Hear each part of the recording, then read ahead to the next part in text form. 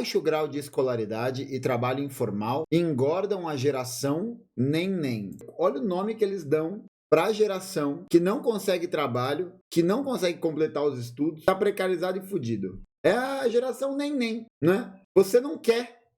Eles estão demorando mais para sair da casa dos pais e muitos deles nem estudam e nem trabalham. De acordo com os números do IBGE, essas afirmações não refletem necessariamente uma geração que não quer nada com nada. Estamos falando de jovens brasileiros com horizontes estreitos, né? Aquela faixa ali da juventude que vai dos 19 anos até ali os 35, né? Mais ou menos. Segundo o estudo, 20% dos jovens de 15 a 29 anos estão fora da escola e também no mercado de trabalho. 20%, velho, muita gente. Ou 1 em cada 5 jovens. Isso em um país que vive hoje o almejado pleno emprego. Pô, cara... Não, os caras falar que, hoje o desemprego tá em 8%. 8%. Os caras falar que tá em pleno emprego, gente, pleno emprego, é 0%. Tá? Pleno emprego, 0%. Nada por cento. Aqui. Parte da explicação pode ser dada pela evasão escolar. Desse grupo, fazendo um recorte com apenas os adolescentes entre 15 e 17 anos, 56% deles não têm ensino fundamental completo, sendo que com essa idade já deveriam ter ao menos o ensino médio completo. Já entre os mais velhos, na faixa de 25 a 29, que não estudam e nem trabalham, 51% têm até o ensino médio completo e apenas 9% estão em alguma faculdade ou já passaram por uma. Mas ali, da precarização do modo de vida das pessoas, né? Cada vez menos emprego, cada vez menos estabilidade, cada vez menos possibilidade de arrumar um cargo decente, de fazer alguma coisa... Enfim, né? Todo esse processo que a gente tem visto, né, com a decadência cada vez maior das taxas de lucro da burguesia, com a precarização do trabalho, reforma trabalhista, né? Olha só que bacana. Segundo Bárbara Cobo, pesquisadora do IBGE, de certa forma o jovem é naturalmente mais propenso a demorar para ingressar no mercado de trabalho. Não é muito bem isso não, né? Geralmente é o contrário. Quer dizer, geralmente é o contrário não, né? Mas geralmente quem tem mais dificuldade de arrumar emprego numa determinada idade são as pessoas mais velhas. Essa é uma tendência, né? Essa é uma tendência. Hoje em dia, talvez o jovem demore para ingressar no mercado de trabalho, né? Por quê? Porque trabalho... precário, não tem. Quase tudo é plataforma, né? É aplicativo. Maluco. Continua. Os jovens, de uma forma geral, mantêm taxas de ocupação abaixo da média, porque estão entrando no mercado de trabalho ainda e têm pouca experiência. Em períodos de crise, jovens e idosos são os primeiros a serem mandados embora, explica. Além disso, de acordo com o Cobo, foi observado que muitos jovens estão em casa estudando para concursos públicos, outra meta bastante almejada pelo brasileiro. Pensar o seguinte, né? Muitos desses trabalhos, a única possibilidade de vida digna, né, de estabilidade, vai ser feita a partir de concurso. Mas é aquele negócio, né? Você entra sempre nessa sinuca de bico. Você precisa de experiência para você ter um emprego. Mas é meu primeiro emprego. Mas você precisa de experiência para ter um emprego. Tá ligado? Entendeu? Aí não dá, né? Não dá, pô. Não dá. Aliás, importante ressaltar, trabalhos que estão sendo cada vez mais precarizados e o funcionalismo público já foi anunciado pelo governo que no ano que vem vai ter um glorioso reajuste, né? Glorioso reajuste de 1%. Tá bom? Tá bom para vocês? O reajuste de 1%? Uma minhoquinha por cento? Legal, né? Bacana. Show! Bom! Porém, apesar de alguns fatores externos contribuírem para amenizar o estereótipo do nem, alguns fatores externos, né? Quais são esses fatores externos? Em chat, quais são esses fatores externos? A crise econômica mundial, a precarização do trabalho, o aumento da exploração da força de trabalho, a diminuição dos programas governamentais que garantem estabilidade. Poucos fatores, alguns fatores. Muitos jovens e adolescentes fora das escolas sem emprego é sim uma preocupação relevante, é verdade. Sem dúvida, essa é uma questão social muito forte, muito mais do que comodismo. Sim, o nome dessa questão social é capitalismo, tá bom? Capitalismo. Outro fator a ser levado em conta é a informalidade do trabalho. Embora o Brasil viva o chamado pleno emprego, pleno emprego é sacanagem, né? É porque aí os economistas liberais, né, vão falar, não, veja bem, é que pleno emprego é até 10%, né? Então, se 10% da população estiver desempregada, é pleno emprego. Que é praticamente todo mundo, não é? É igual aquele vídeo lá do cara chegando lá do trabalho, né? trabalho, aí ele vira e fala, 4 horas da tarde de uma quarta-feira, semana praticamente encerrada. Não sei quanto que é a taxa de pleno emprego, vamos ver quanto é que é. Eu acho que é isso. A partir de quanto? Não, legal, o Brasil nem no pleno emprego tá, né? Entre 3% e 6%. O Brasil, quando eu vi aqui, ó, tá em 8%, exatamente. Tá com uma taxa de desemprego em 8%. Deixa eu botar o Doomsday aqui, né? Então a gente não tá nem nessa, legal. Com apenas 5,2% da população desempregada? Não, pô, aí é brincadeira. Aí você tá falando de dois números que estão em conflito. Vamos ver esse aqui. A taxa de desocupação... O menor resultado para o período de 2014. Uhul! O tipo de vínculo que se destaca como responsável pelo crescimento da ocupação vem de um segmento da informalidade, que é o emprego sem carteira assinada. Então, muito bom, né? O desemprego está diminuindo, mas o desemprego está diminuindo a partir de postos de trabalho informais. Ou seja, trabalhos instáveis, sem direito, sem garantia de nada. Bacana, bacana, né? Legal! O número de empregados no setor público cresceu 3,8% frente ao semestre, blá, blá, blá, blá. Na categoria dos trabalhadores por conta própria, formada por 25 milhões de pessoas, foi registrada estabilidade na comparação com o trimestre anterior. Em relação ao mesmo período do ano passado, o indicador apresentou uma redução de 498 mil pessoas nesse semestre. Muito legal, muito bom, né? Muito bom. Então, o dado também está incorreto. Talvez ele esteja usando aqui só o dado do trabalho formal, né? Mas, aí, exatamente. Arigato, Michel Temer. Arigato. E apesar de a quantidade de brasileiros ocupados em trabalhos formais ter subido de 44% para 57% nos últimos 10 anos, os jovens, juntamente com os idosos, estão na situação mais marginal do país. Pessoas com idade entre 16 e 24 anos e as acima de 60 apresentaram as maiores taxas de ocupação informal. 47% dos jovens e 67% dos idosos estão empregados no mercado informal, o que significa não ter o respaldo da lei e os direitos dos trabalhadores garantidos. Quando a gente fala de trabalho informal, a gente fala daqueles idosos, por exemplo, que vão vender bolo na rua, tá ligado? Que vendem tortinha. Ou seja, a pessoa já trampou, trabalhou a vida inteira se fudendo e agora precisa vender tortinha de frango para conseguir pagar uma pensão, né? É um estado das coisas bem legal, né? É um estado das coisas que demonstra a forma como a gente está profundamente precarizado nas nossas relações de trabalho, de como a destruição da estrutura pública de manutenção de emprego é um projeto político, de como isso vai provocar uma série de questões, né? Que envolvem um adoecimento, um empobrecimento e tudo mais, né? Tem vários aqui que vendem pipoca doce. Eu boto fé.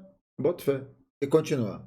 Com baixa escolaridade e subempregos, o resultado é que o jovem pode estar demorando mais para conquistar sua independência e sair da casa dos pais. Pode estar demorando. É muito bom. De fato, é isso que está acontecendo, né? Segundo o levantamento, a proporção de pessoas entre 25 e 34 anos que moram com os pais passou de 20% para 24% em 10 anos.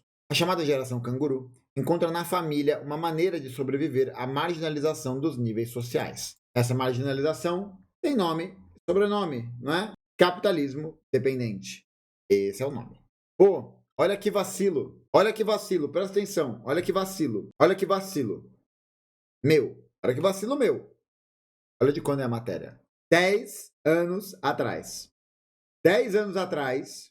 E todo mundo aqui se identificou. Porque hoje, até achei esquisito, né? Até achei esquisito porque eu vi essa matéria na Folha, não no meu país. Eu também achei que era de agora. Eu poderia dizer que isso foi um teste. Eu poderia dizer que isso foi um teste. Para ver se vocês estão atentos. Mas não, eu só errei. Mas olha só, que erro didático. Mostra pra gente que a situação não melhorou, né? Deixa eu ver aqui. Eu quero achar essa matéria da Folha. Saiu hoje de manhã. Aqui. Essa aqui. Brasileiro mais escolarizado vê renda desabar e cai na informalidade, né? Quem poderia imaginar que num país em que não existe uma estrutura robusta de investimento em ciência e tecnologia, em que a gente está passando por uma política de austeridade, de corte de gastos, de corte de investimentos, de privatização de várias estruturas, a gente teria pessoas escolarizadas com empregos ruins? Quem diria? Né? Quem poderia imaginar uma coisa dessa? Né? Quem poderia imaginar? Quem? Né? Vamos lá. Os últimos 10 anos foram... Aqui, ó. E aí fica aí didático, né? Os últimos 10 anos. Até 2013 não estava ruim, né? Foram trágicos em termos de renda e qualidade de emprego para os brasileiros que se esforçaram para estudar mais, terminar o ensino médio ou ingressar na faculdade. No conjunto dos trabalhadores, foram os que mais perderam.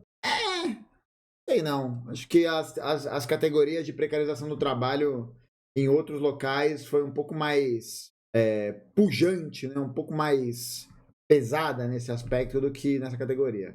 Mas não sei, eu posso estar enganado. Jovens e adultos que estudaram de 12 a 16 anos tiveram perda de renda mais acentuada que os menos escolarizados. Houve ainda abrupto aumento da informalidade entre eles, que atingiu também pessoas que estudaram de 9 a 11 anos.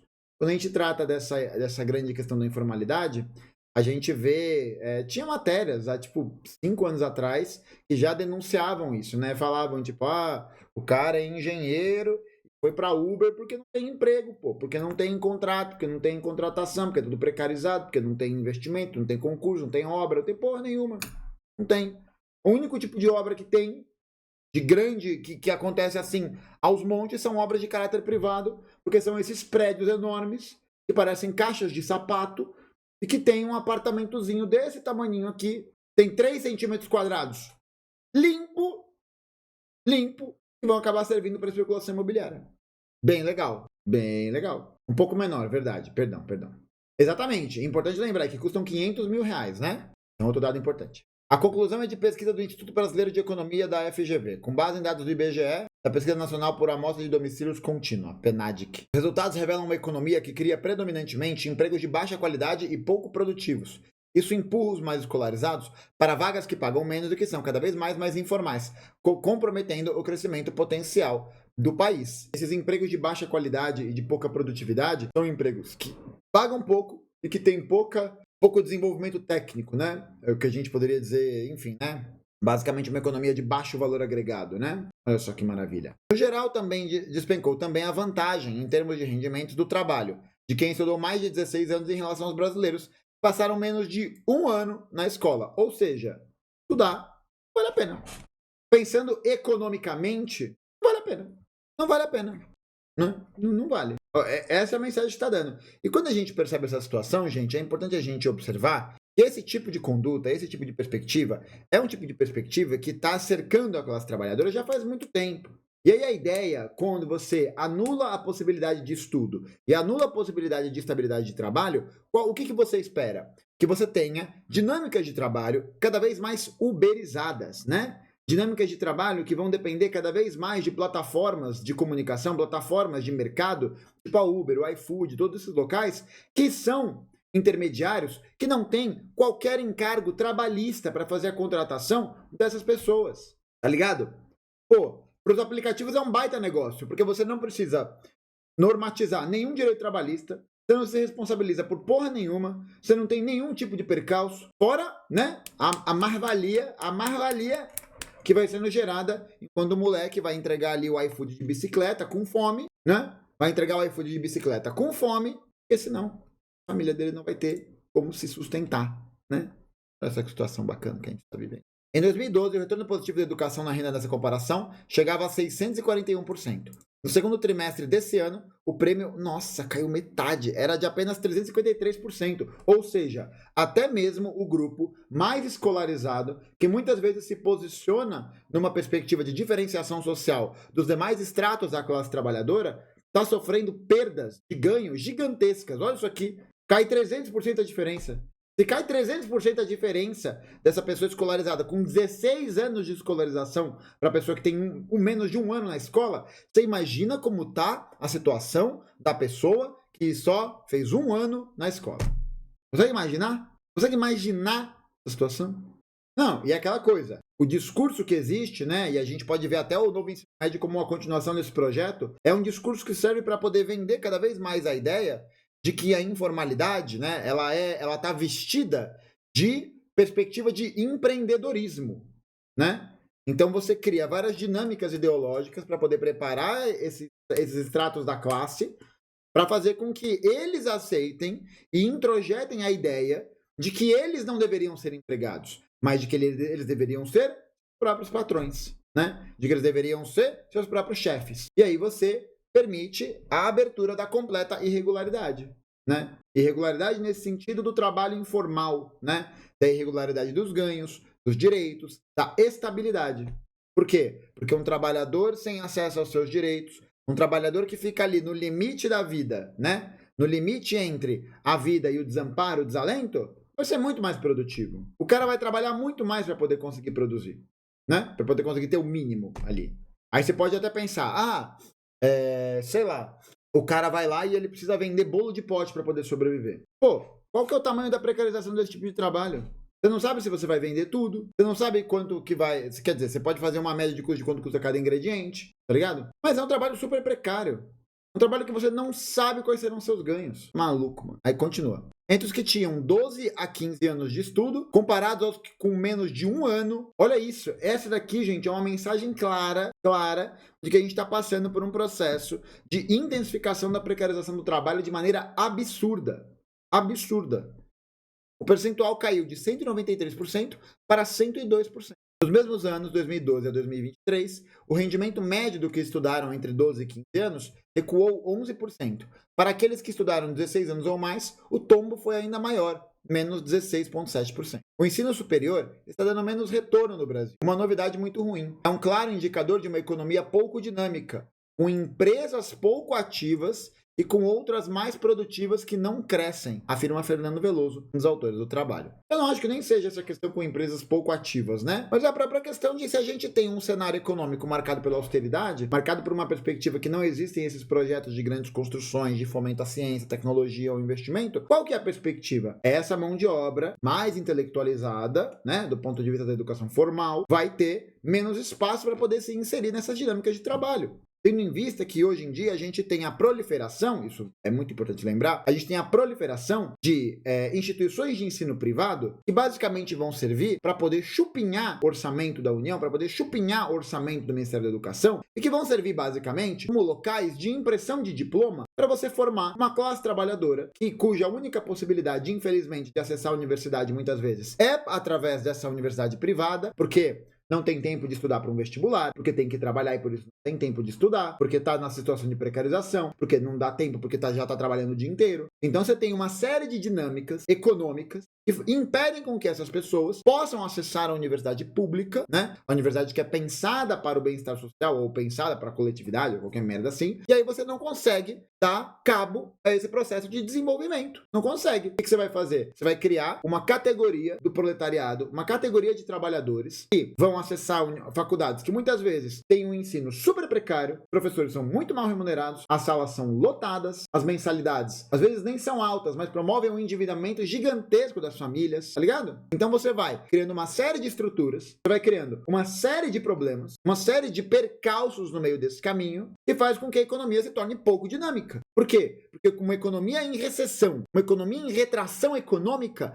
ela não pode ser uma economia pautada pela austeridade. Não pode ser uma economia pautada pelo corte de gastos. Não pode ser uma economia pautada na comemoração de que o PIB foi maior que as expectativas dos economistas, sem levar em consideração que o aumento desse PIB está diretamente atrelado à própria dinâmica dos gastos públicos. Porque no ano que vem, quando o novo arcabouço fiscal entrar em vigor e os gastos públicos tiverem que ser retraídos de uma maneira absurda e dramática para poder fazer a manutenção do superávit primário, que é a arrecadação que a União vai fazer, o PIB vai crescer aos solavancos e se crescer, tá ligado? Então, o que a gente está diante é de uma dinâmica econômica que vai ser o caixão da classe trabalhadora. Vai ser o enterro do proletariado. O enterro do proletariado. E aí fica lá, né? O senhor Fernando Haddad se gabando. A gente duplicou as matrículas no Enem no período que ele era ministro da Educação. E triplicou as matrículas nas instituições de ensino privadas. Triplicou.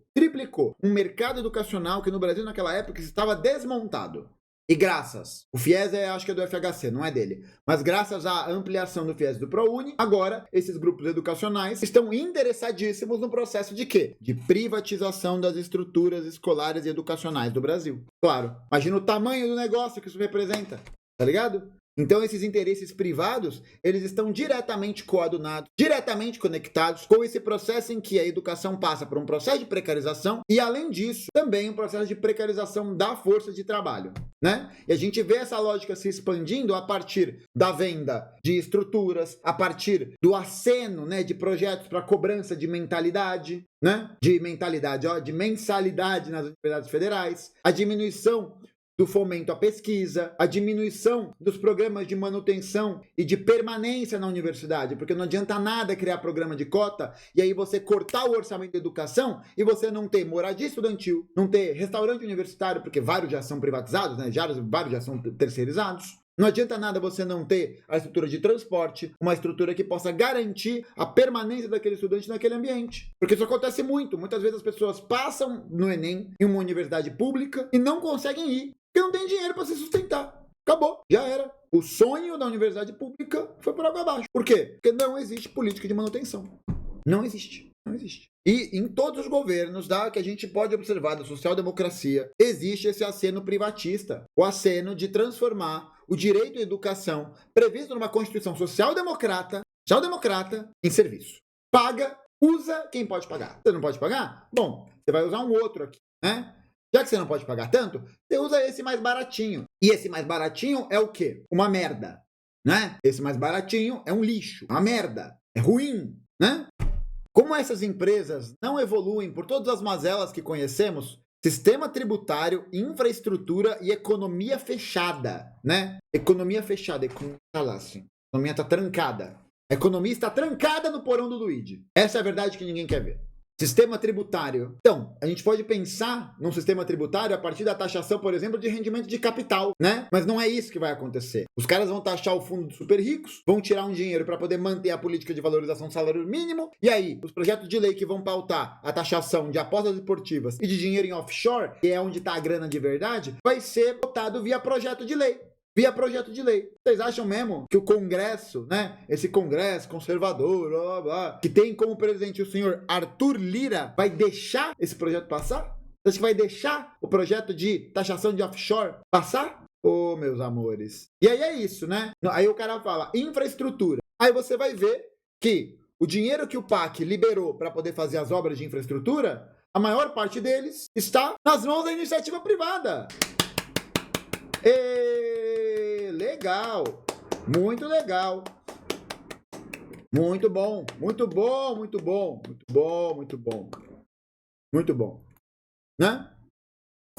E adivinha só se essas infraestruturas vão servir ao bem público, né? Se elas vão ser utilizadas para poder garantir uma produção nacional, qualquer coisa assim, ou elas serão construídas para poder garantir o cumprimento de determinados interesses da iniciativa privada. Qual vocês acham que é a hipótese correta? Eu sei qual que é. Eu sei, né? Eu sei. E economia fechada não precisa nem falar, né? Economia fechada. Isso daí é um hino, né? Para falar dos investidores, né? É a mesma linha política do Haddad. É a mesma linha política econômica do Haddad. Que vai falar, não, a gente tem que criar confiança entre os investidores, criar confiança entre os não fala capitalistas, né? Mas ele vai criar confiança entre os empresários, entre os grupos econômicos, blá blá blá. Porra, os caras acham que os investidores brasileiros estão tristes.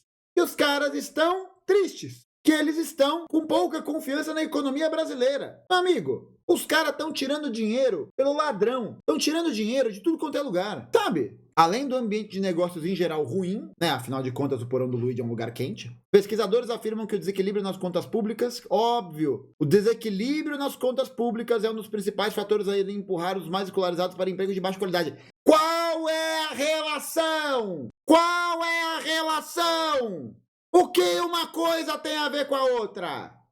Desequilíbrio nas contas públicas. O objetivo do Haddad é zerar o déficit. Zerar. Zerar o déficit significa menos investimento. Se você não gasta, você não investe. E acabou. A população vai crescer, as dinâmicas econômicas vão necessitar desses crescimentos, dessas alterações. Não vai ter dinheiro. Não vai ter dinheiro. Olha só. E aí, o que vai acontecer? Sabe o que vai acontecer? A classe trabalhadora vai ficar puta da vida, vai ficar caralhuda da vida, caralhuda, e aí o cara vai lá e daqui a 4 anos a gente vai ver o quê? Um discurso de mudança profunda, né, de antipolítica, né? A gente já viu esse filme, né? Já vimos esse filme. Nos últimos 8 anos, a relação entre a dívida bruta do país e o PIB saltou 17 pontos para 74%. E não é uma das taxas de dívida PIB mais altas do mundo. Não é. Só nos últimos 4 anos o Brasil pagou de juros da dívida pública 1,9 trilhões de reais. 1,9 trilhões de reais. Sabe quanto que o governo Lula direcionou para o PAC 3? 1,7 para os próximos 4 anos. Os caras vão gastar mais dinheiro no pagamento da dívida pública do que no investimento da infraestrutura nacional. Deficitário, o governo federal precisa pagar juros altos para se financiar, levando empresas e consumidores a se retrair. Então, vamos ver aqui qual foi a fala do Robert Fields Grandson, né? Vamos ver aqui qual que foi a fala do President of the Central Bank, Robert Fields Grandson. Vamos ver. Há poucos dias, o presidente do BC, Robert Fields Grandson, afirmou que incertezas sobre o compromisso... Incertezas, velho. Sobre o compromisso do governo com a consolidação fiscal, elevaram o juro de... Mano, olha isso. Incerteza sobre o compromisso do governo com a consolidação fiscal. Olha o tamanho do cinismo, porque quando você vai ver a notícia do Haddad, aqui, ó. Você vai ver aqui, Haddad defende meta de déficit zero e prevê crescimento sustentável com inflação baixa. O cara tá propondo déficit zero, claro que vai voltar, né? Porque não tem como, né? Não dá, né? Não dá. Não dá, simplesmente não dá. E aí o Roberto Campos Neto vai lá e fala o quê? O governo não tem compromisso com o equilíbrio fiscal. Elevaram o juro de equilíbrio, capaz de manter os preços estáveis, de 3% para 4,5% ao ano, o que desestimula investimentos produtivos. Aí você mantém a inflação baixinha porque as pessoas não consomem, porque não tem mais produção, porque não tem mais porra nenhuma. Aí continua. No início da década passada, a taxa de investimento como proporção de PIB era 19,3%. Hoje é 17,2%.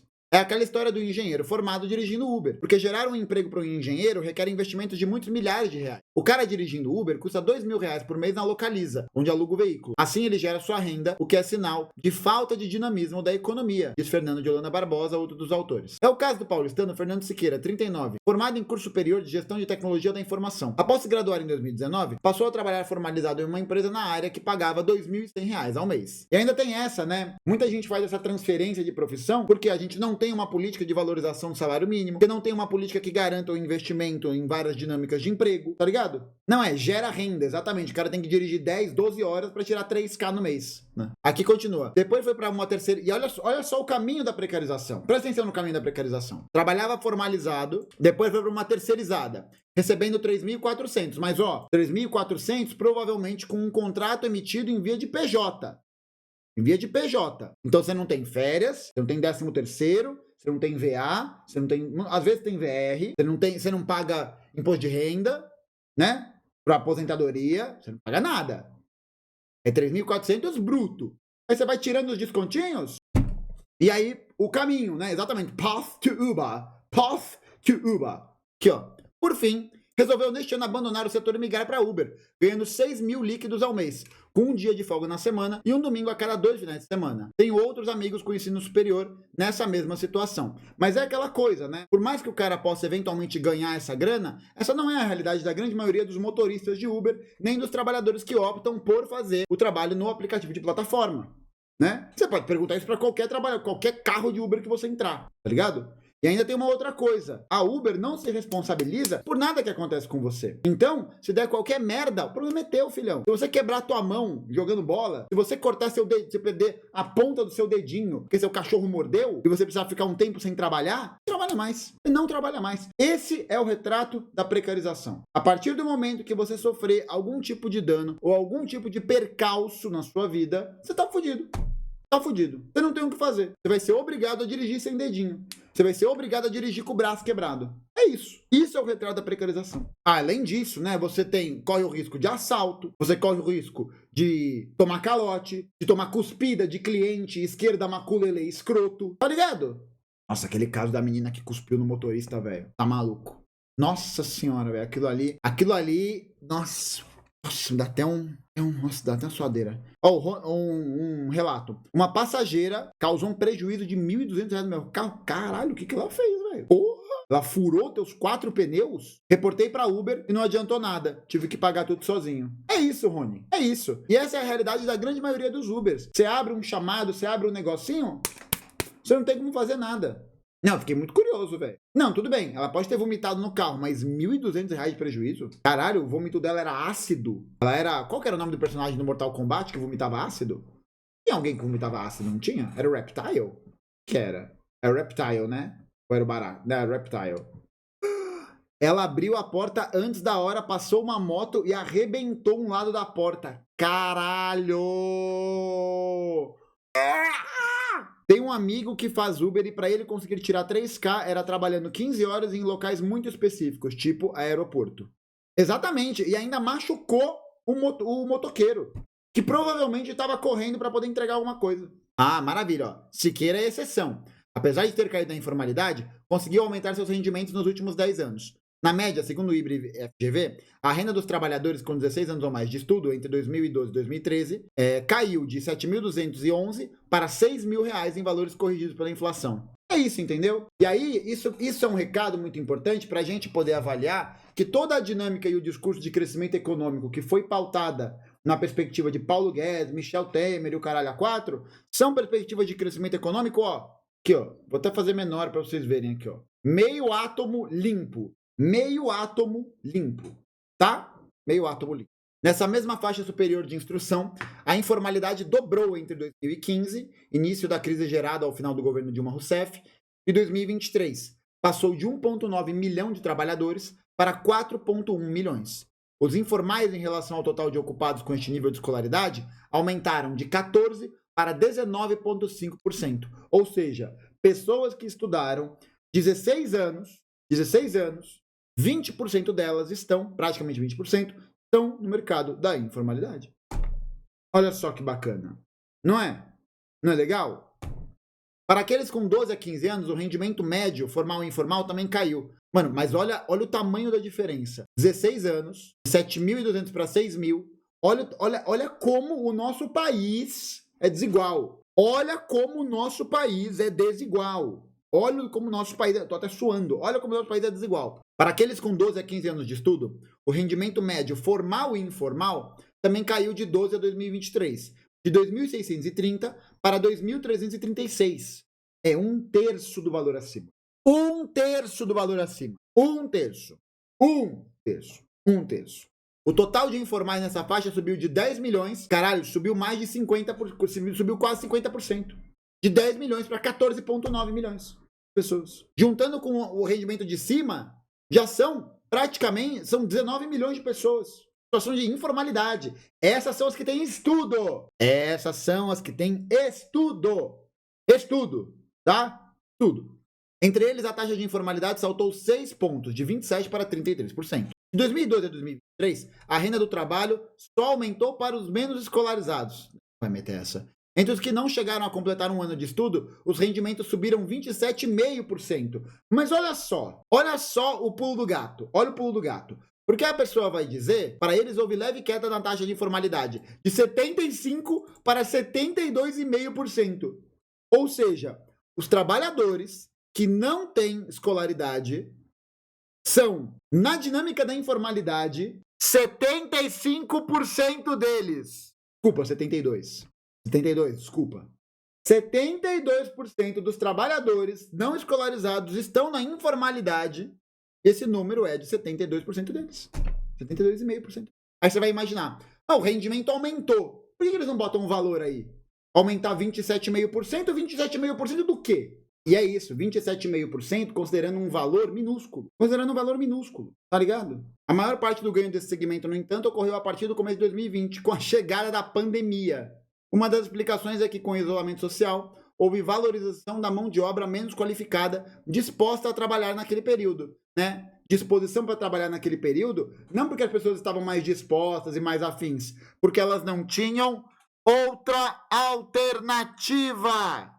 Um atenuante nessas conclusões, segundo a equipe de pesquisadores, um atenuante, né? O atenuante é que todos vamos morrer, né? É que a proporção da população ocupada com mais de 12 anos de estudo passou de 49% para 66,5%, tornando-se menos escassa. Isso aumentaria a concorrência entre os mais escolarizados, diminuindo os salários. Olha aí o livre mercado acontecendo. Oh, coisa boa, coisa boa.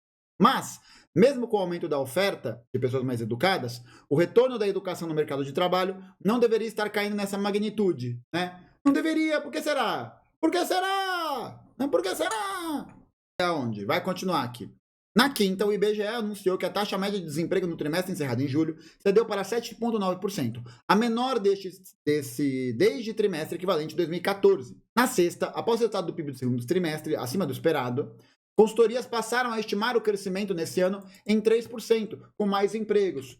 Pode anotar. Opa, encontramos aqui, hein? Um negócio... Nossa, tabelinha do Diese, coisa linda, coisa linda, coisa linda. Olha aqui, ó, vamos para 2012.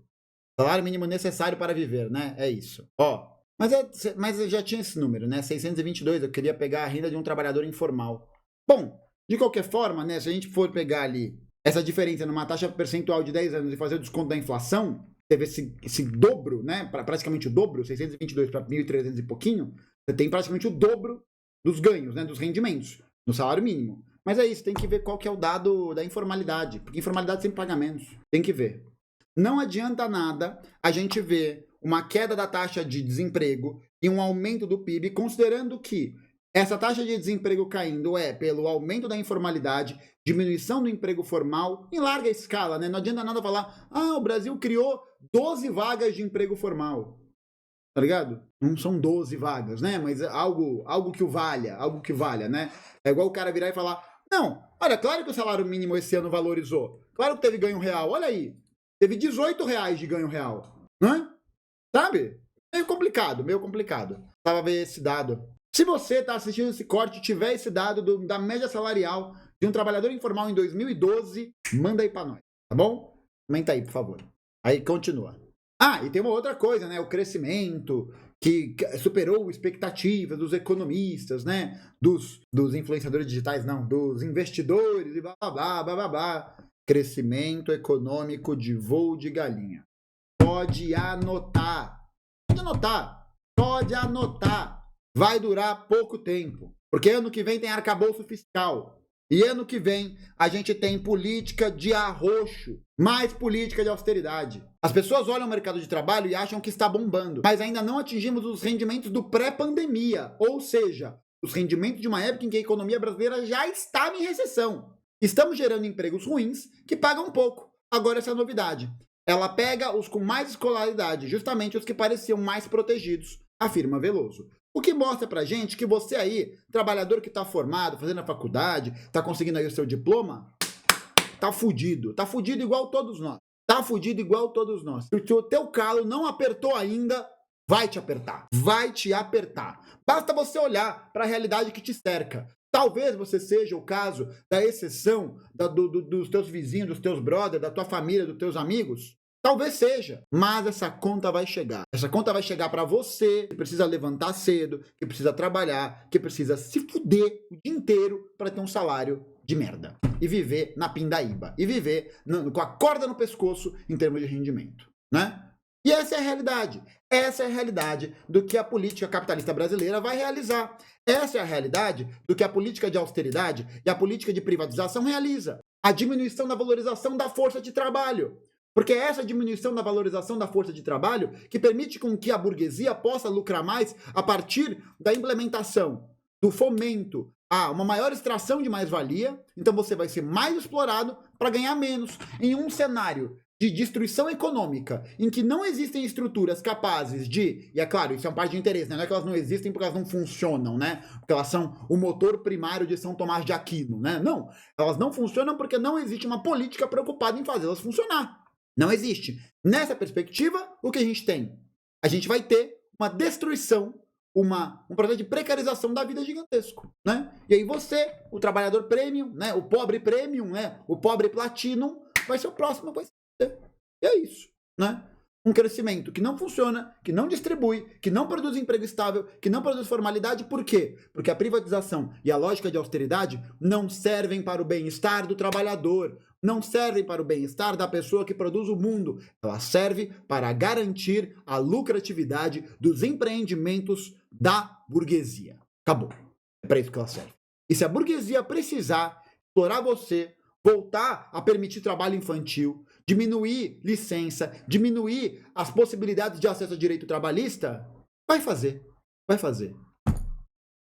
A situação é grave. E ela vai piorar. Sinto muito ser o portador de más notícias. Achei. Tá aqui. Ó, olha só. O rendimento de um trabalhador informal em 2012, a média era de R$821 por mês, em contraposição a uma média de R$1.366 por mês para um trabalhador formal, tá? Eu vou deixar depois esse arquivo ali na descrição do vídeo para vocês darem uma olhada, quem quiser. O trabalhador informal, como média, ganhava R$ 821 por mês, em 2012, tá? Em 2012. Se a gente fizer aqui a conta, né, eu vou, portanto, utilizar esse número para fazer essa ponte que a gente viu na matéria da Folha, né? Que é o aumento de 27,5% entre 2012 e 2023. A gente vai ver em números absolutos o quanto houve de aumento, né? E depois a gente pode pensar em como esse valor está associado à inflação, ao ganho real, etc, etc. Tendo em vista que de 2012 para 2023 a gente tem um salto do valor do salário mínimo de R$ 622 para 1.400 e bolinha, né? 1.400 e pouquinho, 1.500 e pouquinho, né? Mais ou menos ali umas duas vezes e meia, tá bom? Vamos ver. 821, né? 821 é o rendimento total que se ganhava, 27,5%. Vamos lá. Ó. 1 vezes R$ 225. Então, entre 2012 e 2023, houve um aumento na renda média do trabalhador informal brasileiro, pouco escolarizado, tá? Com menos de um ano de escolarização, de R$ 225 em 10 anos. Em 10 anos. É só você ver, ué. Preço da cesta básica em 2012. A cesta básica em 2012, em São Paulo, era de R$ 304, né? Ou seja, a média de um trabalhador informal, em 2012, pagava R$ 300 num universo médio de 821 para ter uma cesta básica. Não, é isso, fora a inflação, né? Eu não estou contando a inflação. Porque se eu contar a inflação, não vai ter nem ganho real. Não vai ter nem ganho real. A cesta básica, em 10 anos, mais que dobrou o tamanho. Mais que dobrou de preço, né? O que isso representa? Diminuição do poder de compra. Diminuição das condições de estabilidade da classe. Né? Eu não vou nem fazer a inflação. Vou nem fazer a inflação. Nem fazer. Vou fazer. Nossa. Meu Deus. Inflação acumulada, ó, de 2012 até 2022, a gente teve. Eu vou arredondar para baixo. Vou arredondar para baixo para ajudar aí os mathematic lovers. Mathematic lovers. Mathematic. Aqui, ó. Eu nem sei se é assim que deveria ser feita a conta, né? Mas eu vou fazer por fins didáticos. 5%, mais 5%, mais 6%. Já dá 16. 26%, 32%, 34%, 37%, 41%, 45%, 55%, 60%. É assim que faz? Inflação acumulada de 60%? É isso? Vamos ver aqui também. Como calcular inflação acumulada. Pronto. Correção de valores. Data inicial. Então vamos fazer essa análise aqui, né? 12 de 2012. 12 não, vai. 12 de 2022. Pronto. Valor a ser corrigido. Olha só. 821, né? R$ 821 era a média do que a gente viu, né? A média. Tem que ser o IPCA, bem lembrado. O IPCA tá aqui. Pronto. Vamos ver. Legal. Legal. Em valor corrigido, né? R$ 821 naquela época. Esse é verdade, esse aí é só o do índice de consumo, de preço de consumo. A gente não está nem considerando o do valor dos aluguéis. Nem considerando isso. Olha aqui. Teve uma inflação de 81%. Eu estava certo. De 81%. 81%. R$ 821 em 2022, em 2012, hoje, é o equivalente a 1.487. Só que olha só a canalice do jornalismo liberal. Porque ele fala que entre 2012 e 2023 houve um aumento de 27,5% da renda. Só que ele não fala o valor. Ele não fala o valor. Esse valor foi na casa de quanto? R$ 225. Ou seja, no acumulado de 10 anos, o cara deveria ganhar R$ 1.046, né? R$ 1.046 seria o que equivalente dessa mudança, né? Passou de 821 para 1.046. Ele perdeu o dinheiro. Ele perdeu. Ele não conseguiu, não é que ele perdeu, mas ele não conseguiu acumular dinheiro para poder cobrir esse gasto. Olha que bacana, né? Nossa!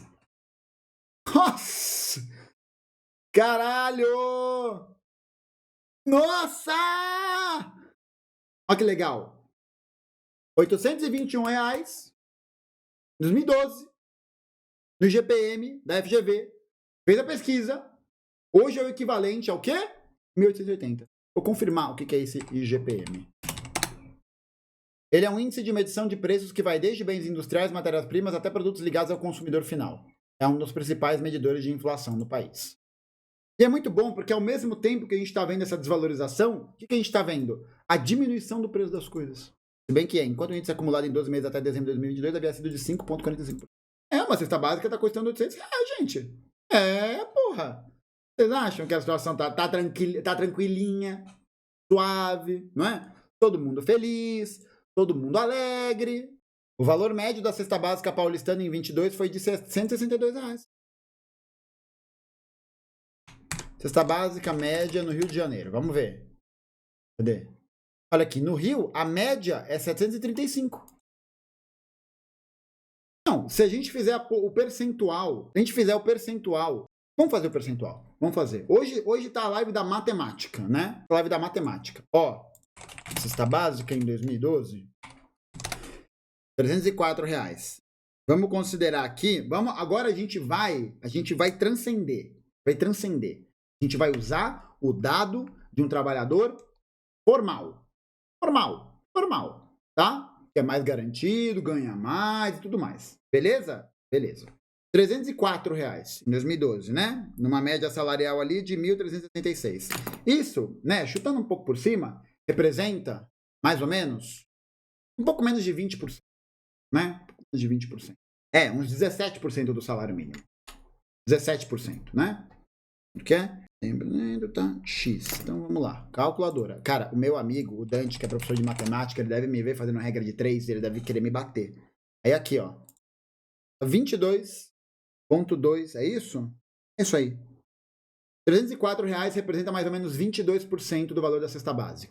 Hoje em dia, né, a gente viu, ó, valor da cesta básica, R$760. Média de ganhos. Um trabalhador formal 2023. Qual que é a média? 2.836. Essa é a média do quê? Então, média por quê? Porque essa média ela vai estar levando em consideração todo mundo que ganha salário. Então é um dado que entra um pouco distorcido. Segundo o Diese, hoje, para você ter um salário para poder garantir a estabilidade de uma família, é no valor de R$6.600. Pô, não sei quanto ganha um trabalhador formal. Bem, vamos usar a média, né? Vamos usar a média para poder ser justo, né? O preço da cesta básica dobrou, vai dar praticamente a mesma coisa, 20%. Nessa média, né? Segundo essa média. Mas a gente pode observar numa realidade, numa observação simples e rápida, quase ninguém ganha R$2.800. Vamos usar aqui, vamos usar do ano passado então, né? Aumento aqui. São Paulo, R$791, né? R$791. Ó, 791 dividido por 1.000. Hoje, né, em 2022, a cesta básica representava praticamente 44% do salário. 44% do salário. 44% do salário. 44% de um salário. E o aluguel, os outros 50%. Essa é a situação. Esse é o retrato da situação. 44% do seu salário vai para você comer. Não é comer, né? Não é comer, porque comer envolve o preparo. Comer envolve o processo de produção do alimento, né? Você precisa de gás, você precisa de fogão, você precisa de uma casa, você precisa de encanamento, você precisa de eletricidade, né? Você precisa de tudo isso. Essa é a situação. Entendeu? Essa é a situação. Não, e exatamente, para você cozinhar, você precisa estar disposto. Você precisa não ter um dia de trabalho tão merda para conseguir fazer. Todo mundo tem dias de trabalho horríveis, né? Então você tem um problema estrutural, de salário, de ganhos, de estrutura, tudo. Tudo, absolutamente tudo.